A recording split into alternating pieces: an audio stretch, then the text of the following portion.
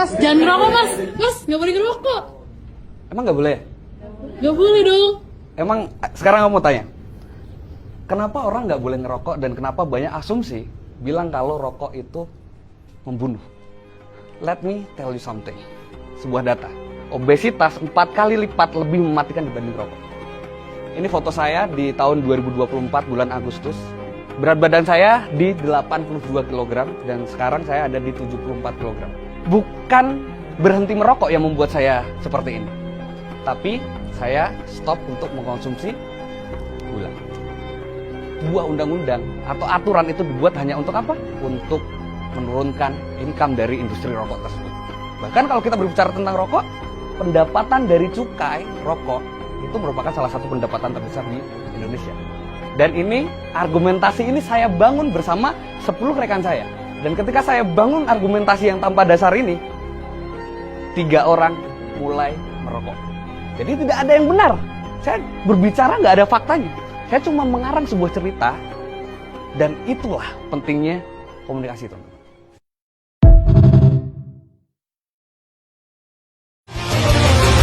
Every little thing that I've known is everything I need to let go. You're so much bigger than the world I have made. So I surrender my soul. I'm reaching out for your home. I lay my weapons down. I'm ready for you now. Bring me out. Come and find me in the dark now. Every day by myself I'm breaking down. I don't wanna fight alone anymore. Bring me out from the prison of my own pride. My God, I need a hope I can't deny. In the end I'm realizing I was never meant to fight on my own.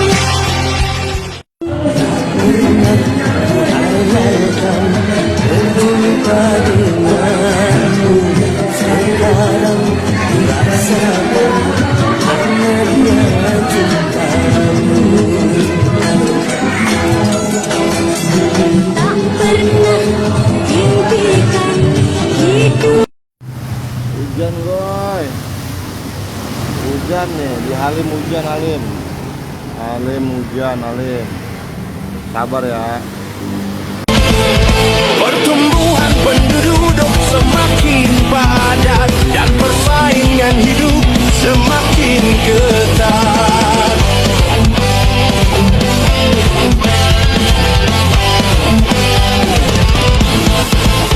Dan kemajuan zaman semakin pesat. Akhirnya kebutuhan makin meningkat. Bukan hanya persoalan penghidupan, bukan hanya persoalan keuangan. Terlalu sibuk kerja bisa bikin stres. Nganggur terlalu lama juga bisa stres. Kekasih main gila bisa stres. Kenakalan remaja juga bikin stres.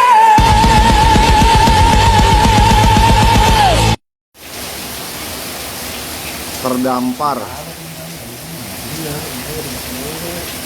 Gimana Goy? Mau kemana nih? Hah? Cikini Bang Pungtung? balik.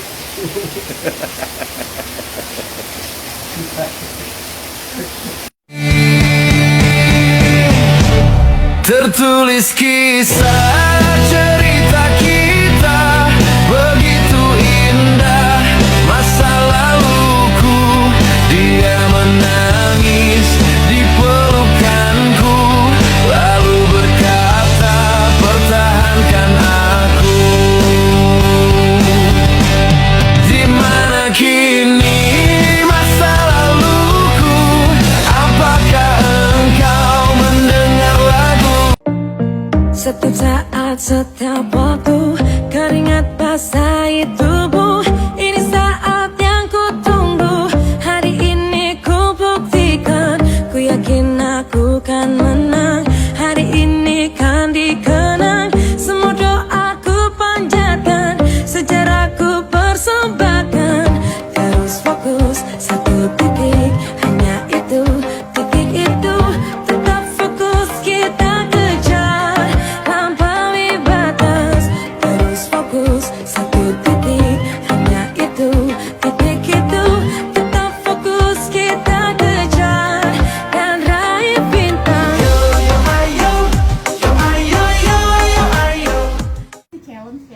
ke suami saya. Maksudnya gini, pulang malam kan, saya kerja pulang malam, dia tuh jam 10 jam 11 gitu, mau ngantar rokok ya 2 bungkus ke Depok, ke apa namanya, GDC. Iya, laju amat. Saya bilang udah di sini saya gojekin aja, kamu ngapain malam, 2 bungkus doang gitu kan.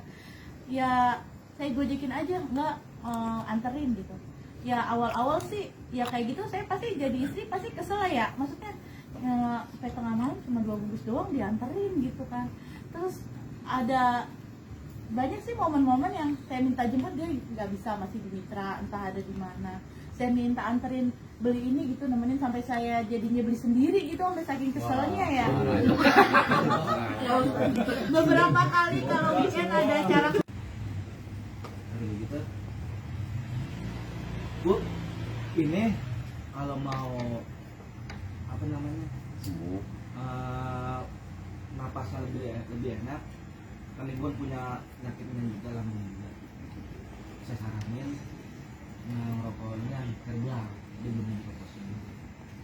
Kalau herbalnya gimana Pak?